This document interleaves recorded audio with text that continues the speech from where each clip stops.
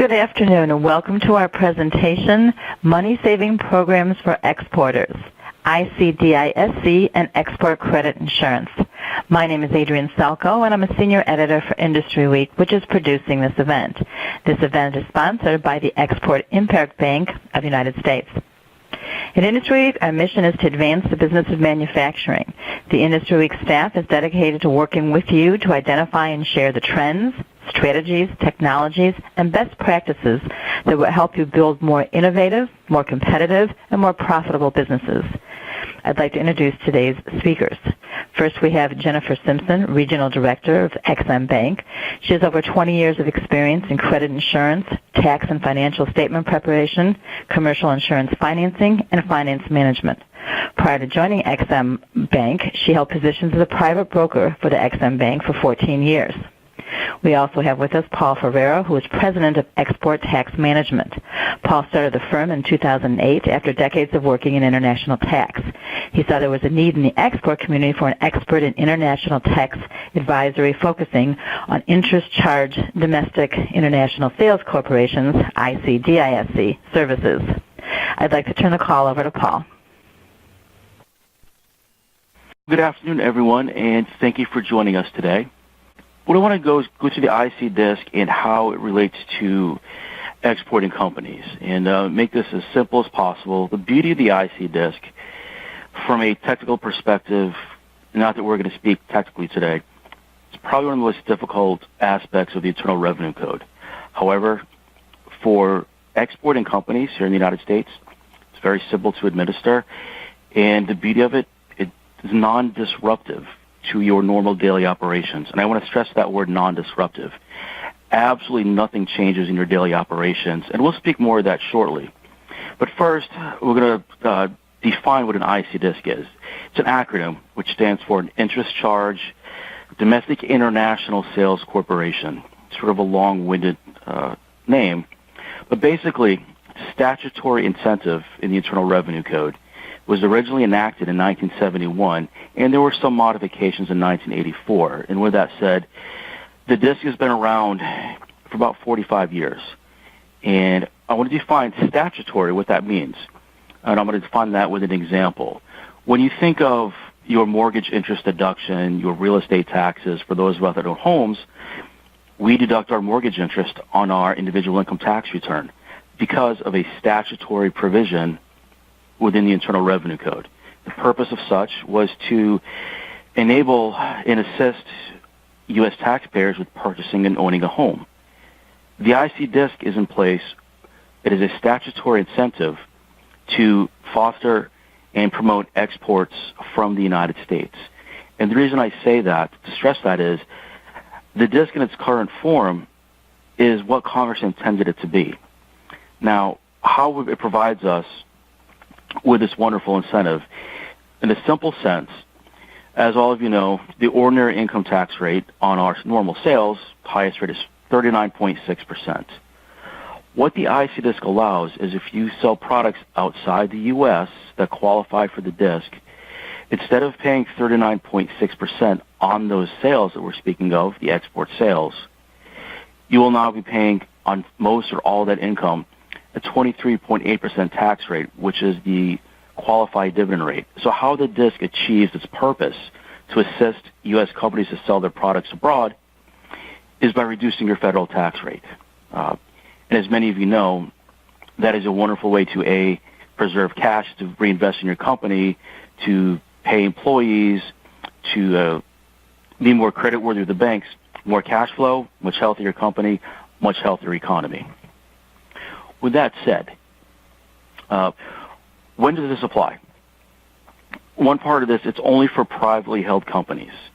And not to be overly technical, only individuals, i.e. owners of S corporations, partnerships, sole proprietors, are subject to the qualified dividend rate tax of 23.8%, which is why, in essence, it's only for privately held companies. Large multinationals do not get any benefit from a qualified dividend rate, so it's inapplicable to them. This is for small and medium-sized exporters. So when does it apply? 4 words that are critical. Manufactured. I'm going to use examples to cite this. textiles in the United States, shoes, jewelry, clothing, produced, films that are produced, software that is coded in the United States, architectural designs or drawings that are produced in the United States, grown, agriculture and horticultural products, processed timber, extracted, seafood. There's only one place in the world where we can buy Maine lobster, and that's the Northeast. One of my biggest clients, actually. Nonetheless, scrap metal. Those are the four basic components or products that will qualify for the DISC. There are some rather esoteric exceptions. One, and this is literally mentioned in the Internal Revenue Code, enriched uranium does not qualify, which is probably a good thing. Anything that is mined from the ground, whether it be coal, bauxite, raw aluminum, any direct oil or petroleum products, natural gas, oil, crude oil, anything that comes out of the distillation process, i.e. kerosene, gasoline, jet fuel, heating oil, those don't qualify. Outside of that, everything else qualifies. Now, the next question is, when does it apply? Let me cite an example. A U.S. company, let's say, processes pistachio nuts. We'll pick on California today. Processing company processes the nuts within California. Nuts are grown in California, and processing company exports those nuts to Japan. That qualifies. Now, we need to go a step deeper with the IC DISC. And another type of transaction that will qualify is what we call an indirect sale. And this is very important. This is a very, very underutilized and missed part of the IC DISC. In my example, say we have a U.S. manufacturer that builds a large piece of capital equipment or industrial machine in New Jersey. That company, the manufacturer, sells it to a distributor up in Pennsylvania. And then within 1 year, the distributor in Pennsylvania sells that same machine to an end user in Canada. The beauty of the IC DISC, both the U.S. manufacturer located in New Jersey as well as the distributor located in Pennsylvania can claim IC DISC benefits. Now, something to remember, I'm going to interject here. The IC DISC benefit is based on it's a federal tax incentive.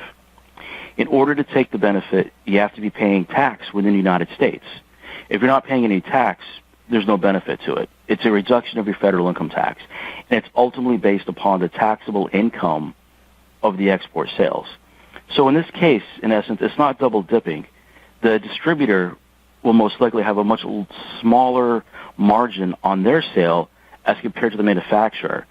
And the limitation of the benefits is taxable income. Now, that's a whole other 4 to 8 hour class, which I won't go into today. But basically, always remember the indirect sales do qualify. And next slide. Okay. What are the other requirements of the IC DISC? We spoke of destination. Anywhere outside the United States qualifies, with the exception of the blacklisted countries, North Korea, and so forth. And also, U.S. territories won't qualify. Puerto Rico, Guam, U.S. Virgin Islands, and such. The other qualification, we spoke of manufactured, produced, grown, extracted, the destination, and another quantitative test is the U.S. content rule. Now, when Jennifer speaks of U.S. content for the EXIM Bank, it's a bit different. But I want to focus on our rule for the IC DISC. At least 50% of the source of the fair market value must be within the United States. Now, to illustrate that via a mathematical example, basically, the denominator in our fraction is the sales price. So in other words, we're selling our capital equipment for $100 per se, going to our client in Canada. No more than 50% of that total sales price can come from outside the U.S. So in other words, as long as no more than $50 of input is into that product, in other words, no more than 50% of it is products from outside the U.S. We could be buying pistons from Germany, electronic components from China, and so forth. No more than 50% of the sales price can be foreign components. It's a very liberal guidance that the IRS gave us on this, and it opens up a lot of exporters. So again, in this day and age, a lot of companies buy components overseas where they're cheaper, but the value is driven here within the United States. Now remember, the DISC, again, is driven by taxable income. With that said, Congress intended for us to say, if you have your gross margin or your markup is in the United States, that's what we want. You're paying more tax in the United States. We're going to give you this benefit. You're employing more of our workers in the U.S. You're selling your product and bringing the balance of payments back to the U.S. A very, very important part of the IC DISC. This is critical.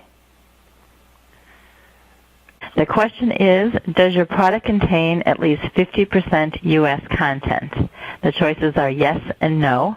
And while you're voting, I just want to remind everyone to please go ahead and ask any questions you have throughout the webinar, and we'll answer all the questions at the end. Yes. Okay, there's our results. So 96.4% say yes. Go ahead, Wonderful. Paul. Thank you, Adrian. And to dig a little more to the benefits, as we spoke about this earlier, why do we have an IC DISC? What is it going to do for the exporter? One, it's going to serve the purpose that Congress intended, was to foster and promote sales from the United States. Very critical to our economy. But again, how does it work for us? Basically, the ordinary income derived from the normal course of your enterprise, i.e. your normal export sales, absent a DISC in place, stacks at 39.6%. When the DISC is in place, again, the DISC is non-invasive to your daily operations. You do not invoice your clients separately. Your clients or your customers will never know a DISC exists. Your vendors, your suppliers will never know a DISC exists. It's very transparent to the outside world, and absolutely nothing will change with your daily operations. That is very critical to remember about the IC DISC as well.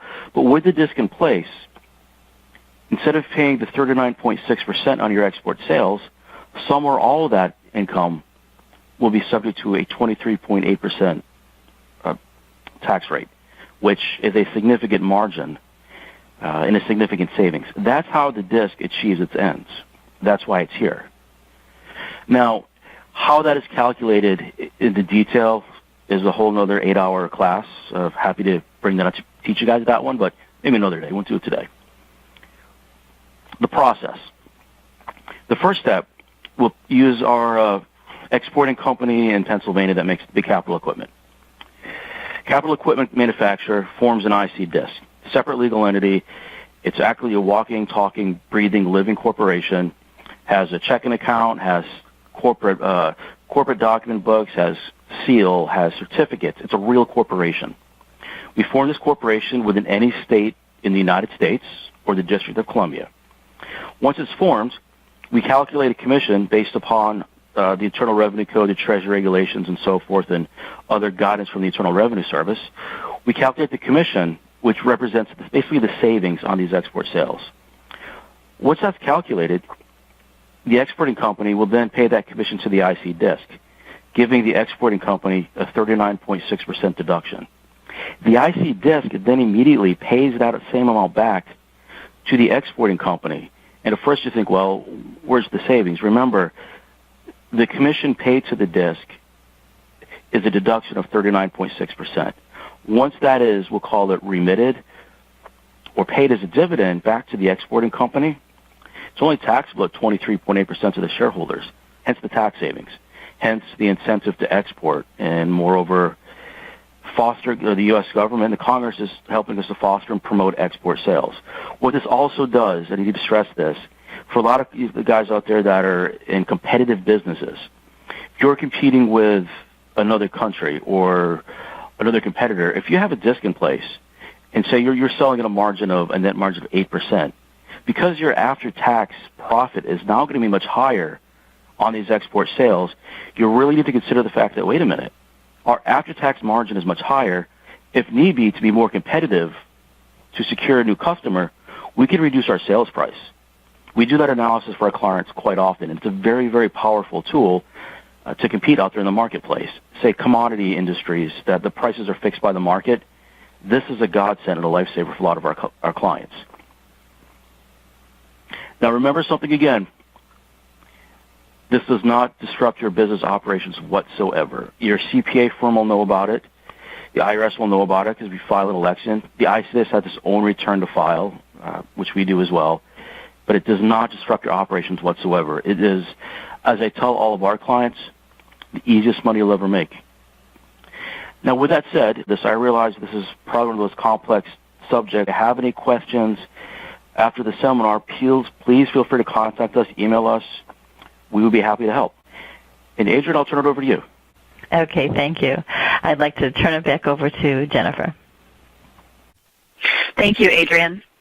And thank you to the participants from 42 different states that we have on this webinar today.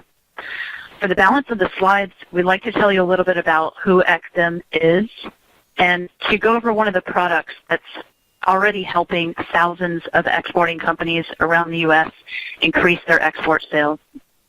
The Export-Import Bank of the United States, or EXIM, is the independent agency of the U.S. federal government, established in 1934, headquartered in Washington, D.C., with 12 regional offices around the United States.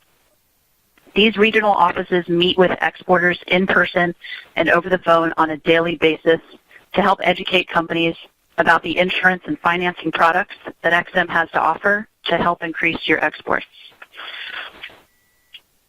In fiscal year 2015, EXIM supported more than $3.1 billion worth of export dollars from U.S. small businesses exporting. You might have heard of EXIM in the news as a participant in large projects in developing countries, but we do want to let you know that small business is EXIM's business, and nearly 90% of the individual transactions that were underwritten in Washington, D.C. were for U.S. small businesses.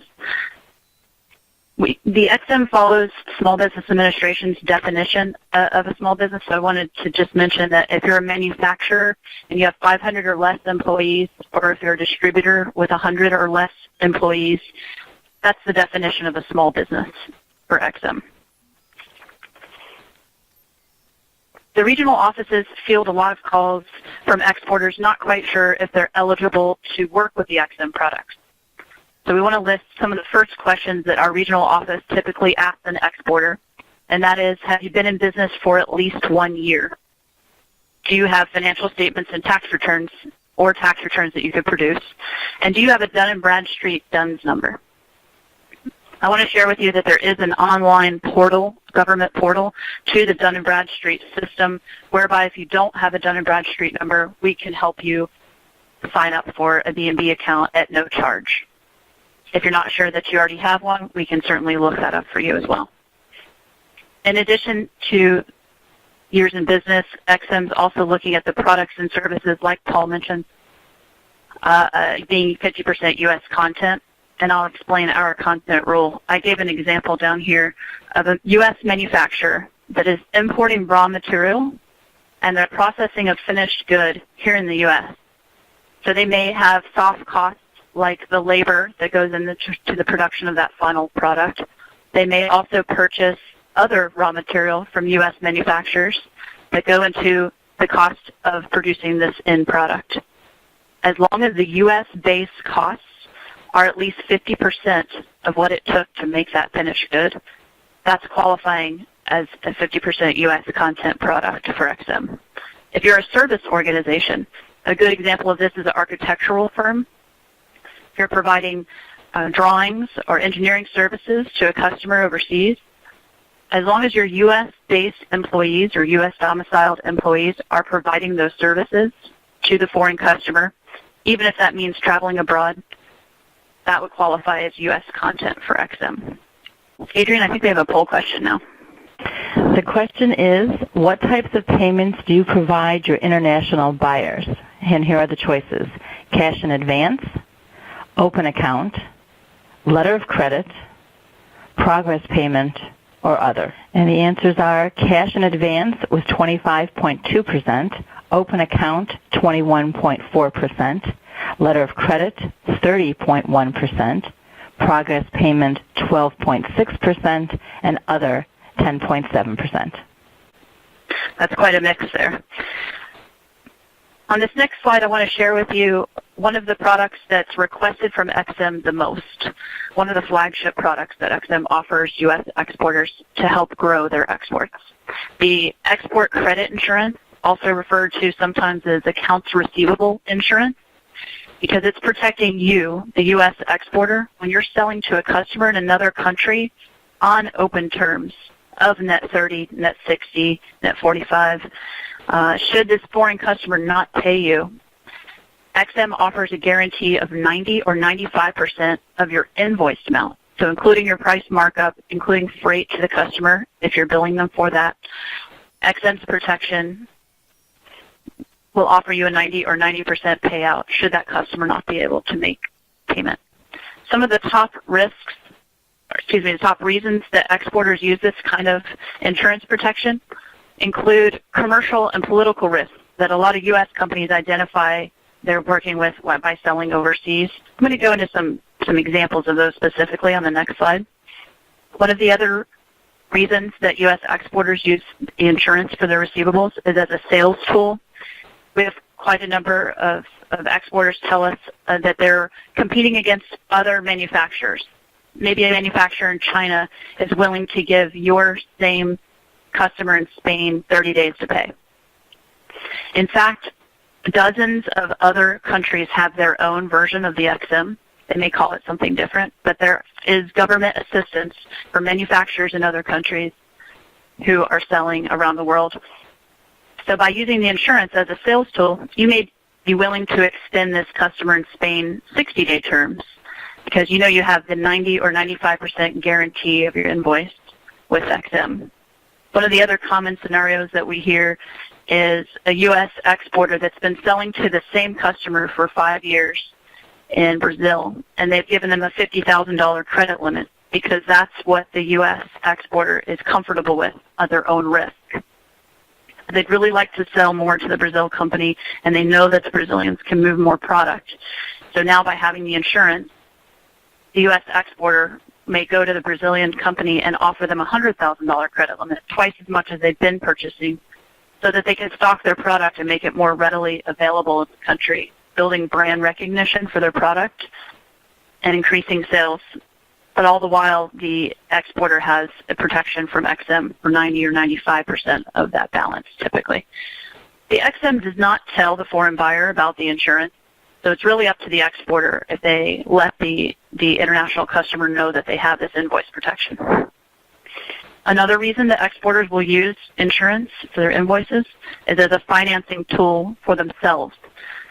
So if you've sat down with your bank and spoken to them about what size line of credit they can offer you to support your export business, and they've gone line item by line item on your balance sheet, you've probably heard from them that they'll include the inventory and some of the other assets here in the United States to determine how much they can lend to you in a line of credit, but they'll often exclude your foreign receivables because that collateral is now shifted overseas. By using the insurance to collateralize those receivables, a lot of lenders will include those foreign receivables in your borrowing calculation, increasing the amount that you can lend against. Some of those reasons that I mentioned that are commercial and political in nature when selling abroad, and I want to mention here, these are probably the top reasons that EXIM sees claims. So when a U.S. exporter is not getting paid by their foreign customer, these are typically the top reasons that claim's coming in the door. So I definitely want to make sure we pay attention to these. On the commercial side, insolvency or bankruptcy of your foreign customer.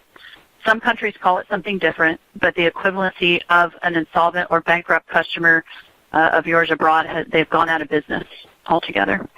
Protracted default is a fancy way of saying your customer's having cash flow problems, but they haven't officially gone out of business yet. So this is your slow pay customers, your protracted default accounts. And I put an example here because it's the classic one that we see. It's you're selling to a distributor. They have an end user that they're reliant upon payment from, whether it's for a project or ongoing sales.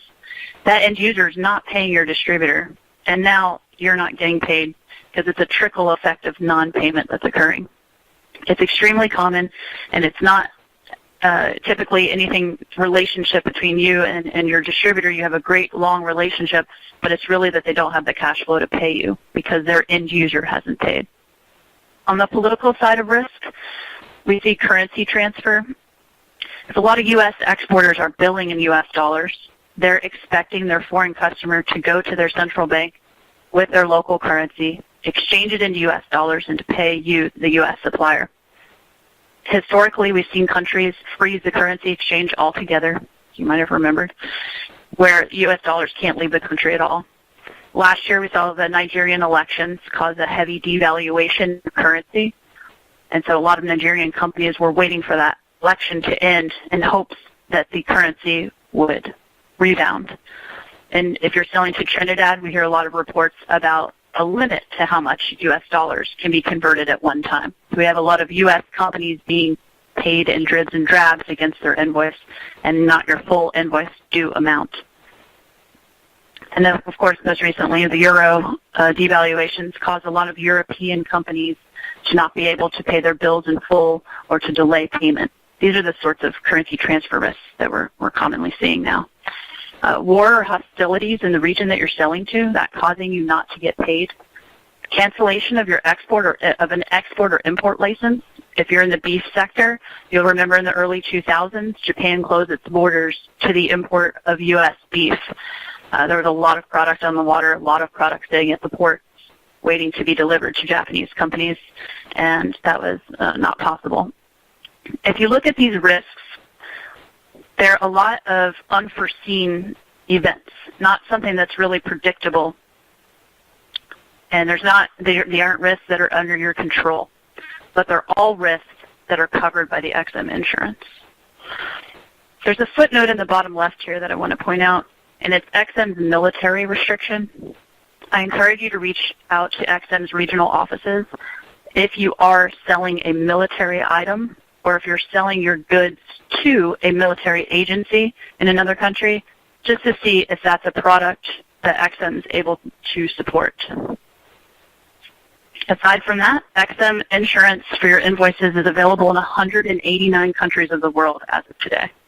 On the xm.gov website, there is a link to the Country Limitation Schedule, or CLS, which is an alphabetical listing of countries that XM is able to support sales to. It's updated a handful of times a year. You can even sign up for those updates to come by email. There are footnotes on this document, and so again, if you have any questions when you're reading over the page, whether XM supports sales there or not, please reach out to the regional offices. A lot of questions, so I'm going to go right to the questions. The first question is, does risk insurance cover non-payment due to a disrupted freight damage? Jennifer? Insurance is the AR insurance, like I mentioned, as one of its terms. It is to cover the actual invoice remaining unpaid. And so if products being ruined in transit, that's picked up by a cargo insurance policy, which is sold through freight forwarders as they're loading your cargo, or through independent, which I've heard is a little less expensive, independent freight insurance companies. So the AR insurance, or this credit insurance, is for invoice payment. It's not for product damage. Another question, Jennifer. How is commercial risk defined? A commercial risk is a risk or a peril that's associated with your customer directly. So it's not that they were impacted typically by an event like I mentioned, war or hostilities in their region. That would be more of a political event. But again, the most common things are your customer going out of business, or they are having cash flow concern and they're not able to pay, being the most common commercial risk. Okay, Jennifer, next question. If a company already has a subsidiary for its export sales, can that subsidiary be declared a DISC to get the tax saving? If so, what is that process? That's actually a great question. A little, not to get overly technical, when a DISC is formed, it starts its life off as a typical everyday corporation, and then it elects to be treated as an IC DISC with the Internal Revenue Service. If it's a newly formed corporation, the DISC is effective as of the date of incorporation. If it's a corporation that's already in existence, the effective date is 3 months from the date of filing. So it's very inefficient to use a company that's already in existence. Moreover, one thing to remember, an IC DISC cannot be the manufacturer. So our professional recommendation, notwithstanding other facts of the situation, simply if you're a good candidate for an IC DISC, form a new corporation. The day it's incorporated, you can start taking DISC benefits as of that day. It's very, very inefficient. And from a tax technical standpoint, we'll just call it very methy to use an existing corporation. But great question. Thank you so much. And Paul, here's another question for you. Can the ownership of an IC DISC differ from the underlying company? And if yes, how are changes in ownership of IC DISC handled? Another great question. The DISC can have a different owner than the actual exporting company. There's some very, very technical issues in there, in so much as gifting shares to your grandchildren or who should own the DISC. That warrants a much more legal and tax technical discussion. But yeah, we have a lot of clients that the DISC is not owned by the operating entity. It's owned by, it could be shareholders of the IC DISC, or the operating company or the exporting company also are the shareholders of the IC DISC. That's very common. Yeah, great question. Thank you. Okay, Jennifer, this question would be for you. Is the XM export credit insurance free? If not, what's the cost? That's a great question. Most of the XM programs, almost all, have no upfront cost to the exporter to get going. Most of the programs are set up to where, as the exporter ships to a customer that XM has approved insurance for, they declare in an online portal what the actual sales were per month, and a premium calculation appears on the screen. Could be based on the country that they're selling to or the payment terms that they're extending their international customer, which dictates the cost of that insurance. And then with a credit card or a bank ACH debit, the exporter pays to insure the sales to that pre-approved XM customer, typically. Okay, Jennifer, this question is, after how many days does a protracted default kick in? And assume your terms were in 60 to your customer. Great. Good question. There's an XM claim filing window of 5 months. So that window opens once that 60-day invoice becomes 90 days past due. So we're looking at 150 days from invoice date on a 60-day termed invoice. And again, the exporter has 8 months after that due date to file a claim. So 3 to 8 months after the due date of 60 days, that's the open claim filing window for an exporter to file with XM. Okay, Paul, this question is for you. What about musical instruments? Can an IC DISC still be available?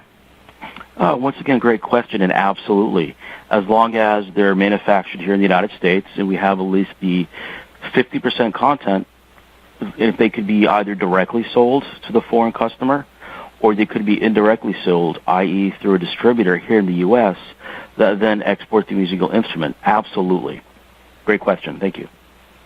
Another question, Paul, is can content requirement for the IC DISC include labor as well? Yes. One of the regulatory terms to quantify U.S. content is what we call conversion costs, and then there it includes labor. Absolutely. Because remember, always when you deal with, especially in international taxation, the easiest way to clarity and understanding is through intent. And Congress enacted the DISC in 1971 to also keep jobs in the United States. So yeah, that'll clearly qualify, and that'll clearly add to the U.S. content. And once again, great question. Thank you. Another question, does an LLC qualify, and do construction materials qualify? Great question, and absolutely, and more so, very absolutely. We have a lot of clients in the construction industry, and we have a lot of clients that are LLCs. There's actually, not to get too technical, there's an added benefit to active participants in an LLC due to the self-employment tax. So yeah, LLCs are wonderful candidates for the IC DISC.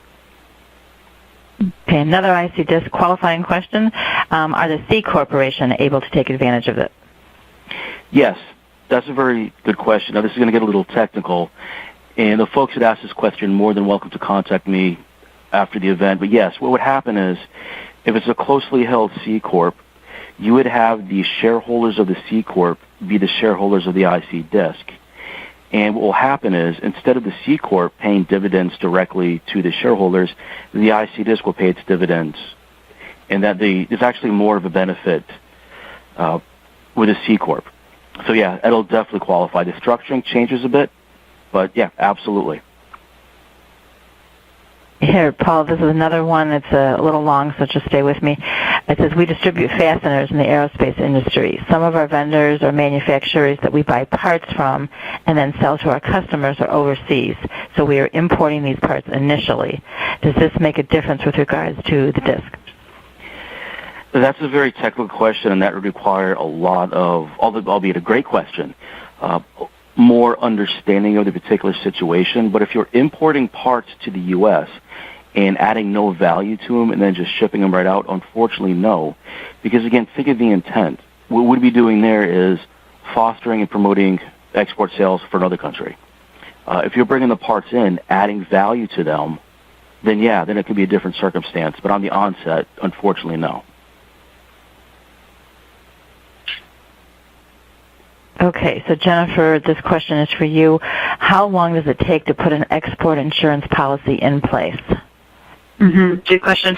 The XM application is as short as 2 pages for some of the programs, and our regional offices of XM will help exporters put that together, submit it to Washington, D.C. to an underwriter.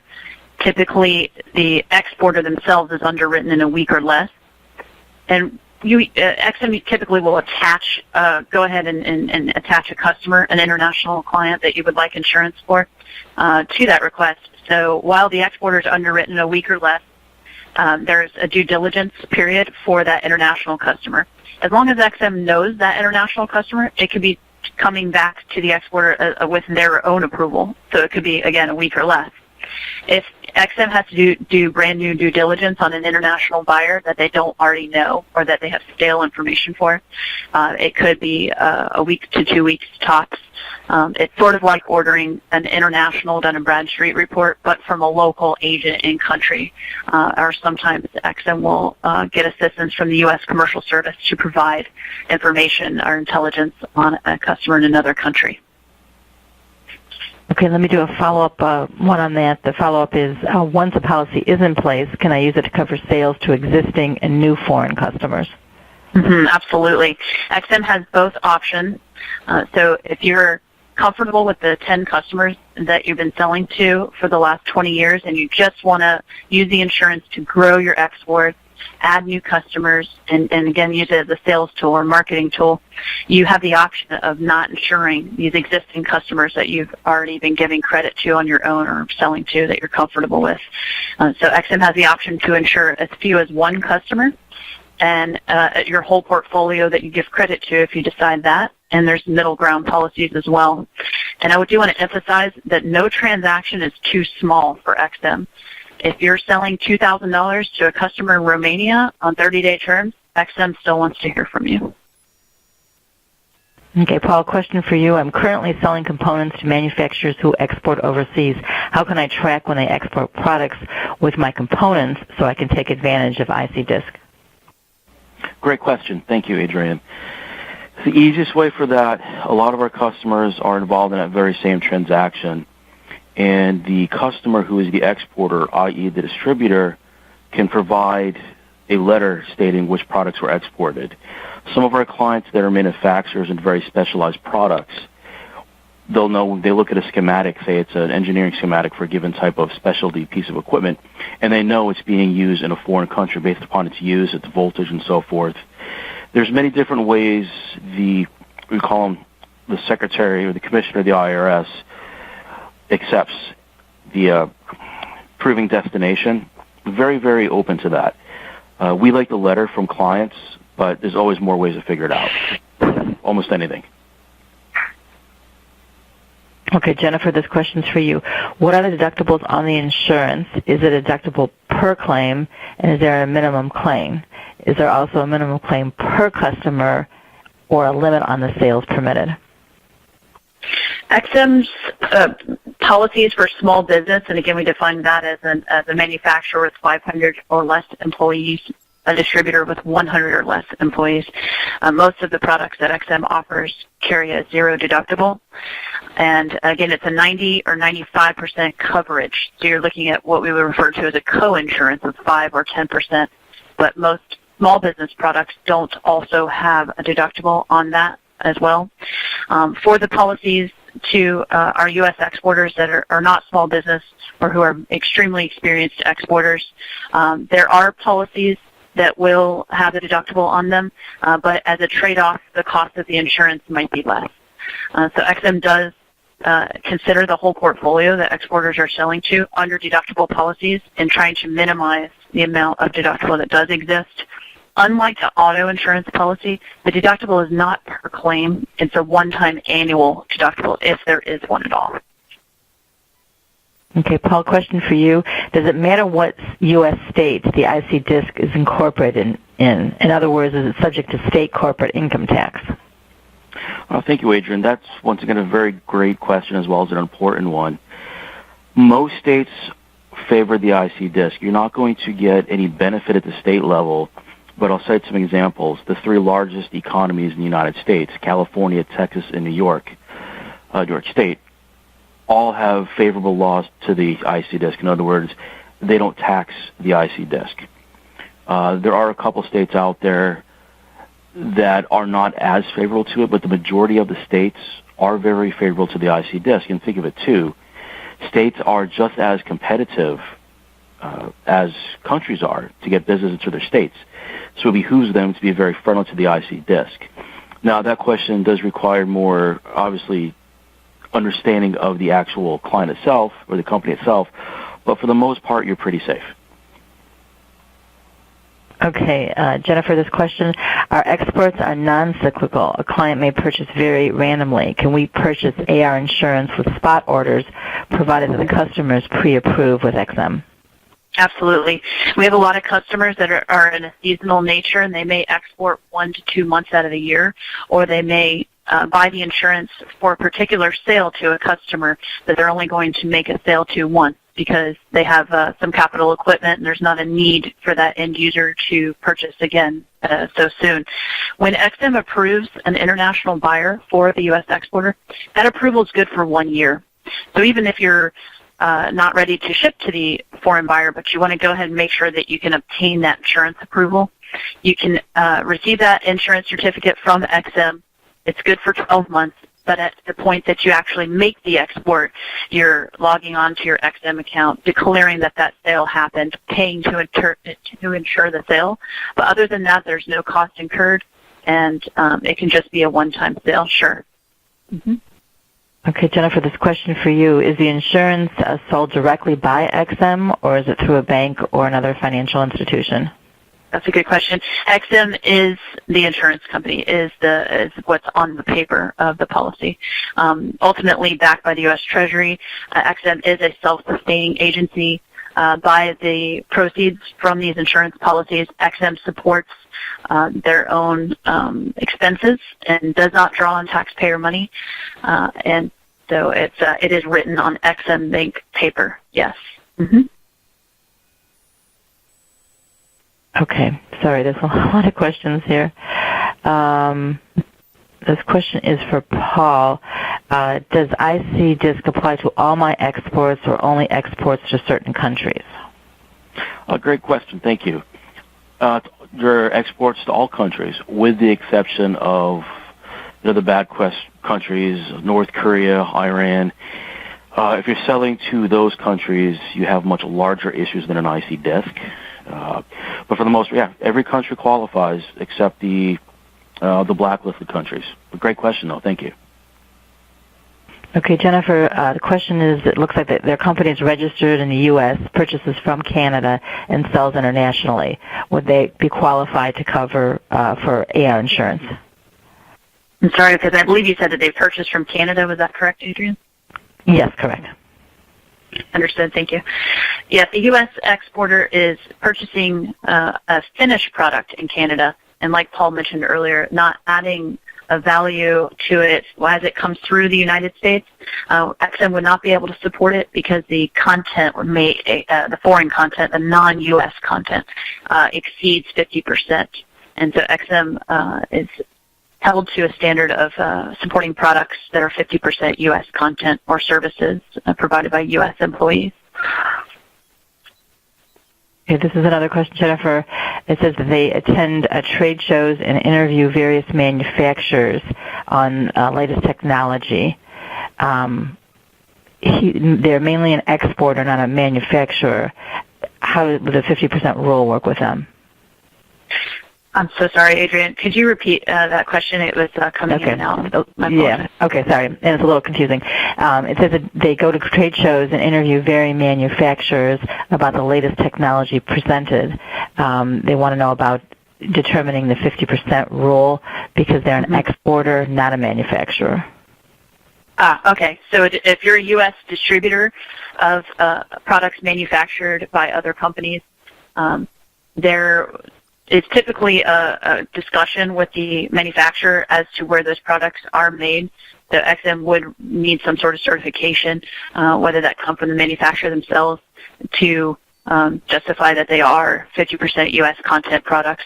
We have seen that a lot with U.S. distributors buying, and they're not quite sure where their supplier is manufacturing, but that is a requirement of using the XM products to drill down and make sure that they are 50% U.S. manufactured products. Thank you. Okay, thank you. Paul, this question is for you. What are the key questions to ask a tax advisor to determine their ability to provide guidance on IC DISC? Let me explain it this way. The IC DISC is analogous to going to your general care doctor and he sends you to a heart surgeon who then sends you to a very specialized heart surgeon.